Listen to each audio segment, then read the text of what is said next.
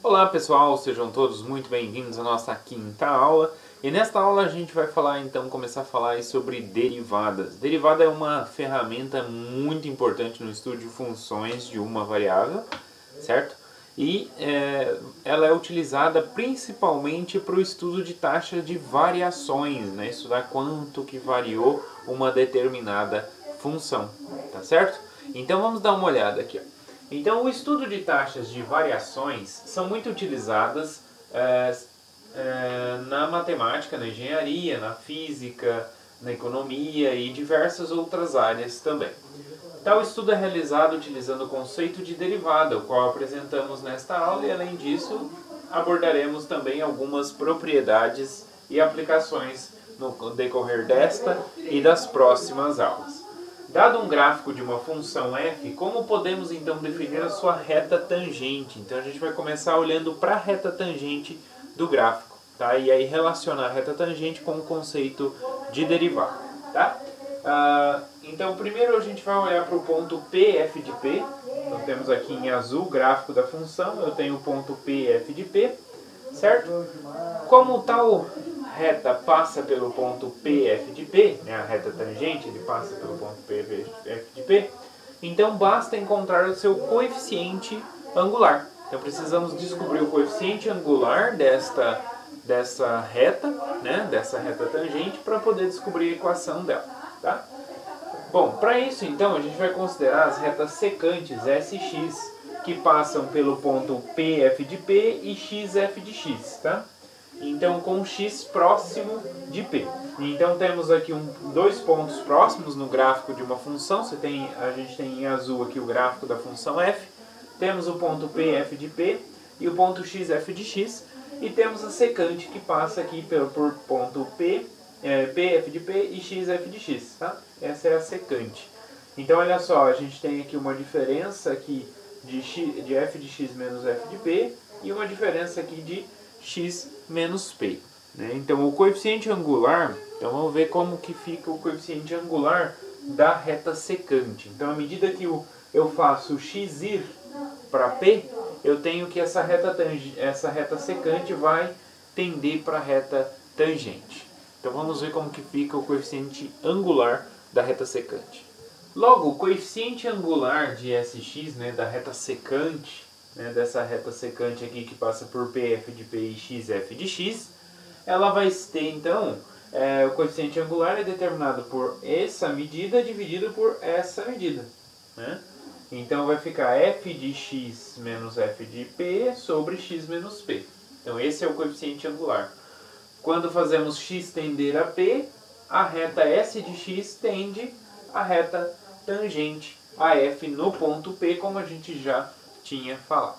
E, consequentemente, o coeficiente angular da reta SX tende ao coeficiente angular da reta tangente.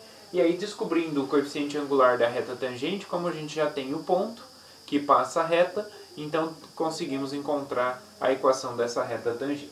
Tá? Então, portanto, o coeficiente angular da reta tangente a F no ponto P é dado pelo limite, quando x tende a P, do coeficiente angular da reta SX, ou seja, f de x menos f de P sobre x menos P, o qual denotaremos por f' de P. Então esse limite aqui a gente denota por f' de P, e f' de P vai o que a gente vai chamar de derivada no ponto P, da função f. Tá? Então logo, a reta tangente, né, a função f no ponto P, ou seja, ou ao gráfico da função f no ponto P, ele é dado pela equação y menos f de P igual a f' de P, x menos P, né, que é o coeficiente angular. É aquela equação ioiô mxoxô, né? A gente consegue tirar esta relação. Né? Então é y menos o y do ponto é igual ao coeficiente angular vezes x menos o x do ponto. Tá? Como a gente tem aqui. Então essa aqui fica a reta tangente. Então a reta tangente ela é obtida através de um limite. O coeficiente angular da reta tangente é obtido através deste limite aqui, ó, do limite desse coeficiente angular da reta secante. E à medida que a gente faz o limite, essa reta secante vai para a reta tangente.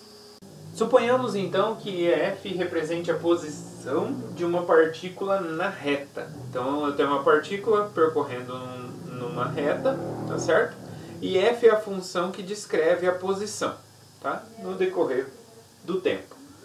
Então entre os instantes t e t0, a velocidade média dessa partícula é dado pelo deslocamento, né? Deslocamento do espaço pelo deslocamento no tempo. Né? Então esse quociente é a velocidade média, né? Que temos aqui no instante t0. Tá? Então dessa forma, a velocidade instantânea naquele instante, né? Como que o velocímetro do carro aparece lá, aquela velocidade naquele instante, sendo que se eu pisar no acelerador, aquela velocidade aumenta, né? Então é uma velocidade em um instante muito pequeno, né? Então uma diferença de tempo muito pequena, muito próxima, né? E aí essa velocidade instantânea naquele instante é dada através de um limite, né? É só fazer o limite da velocidade média, né? Neste intervalo de tempo. Então eu faço o t tender a t0. Se eu fizer essa velocidade média com t tendendo a t0, eu tenho a velocidade no instante t0, a velocidade instantânea da minha partícula na reta. Tá? Então eu posso enxergar também a velocidade de uma partícula na reta através de um limite, né? Que a gente denotou ali por f'. Então esse f' também representa a velocidade instantânea de uma determinada partícula na reta. Tá? Então, portanto, limites como este surgem naturalmente tanto na geometria, como a gente viu no caso do estudo de retas tangentes, quanto na física, como a gente viu aqui um exemplo do caso da velocidade instantânea. Né? E tem significado matemático, como veremos na definição a seguir. Então a seguir a gente vai ver a definição formal desse tipo de limite. Né?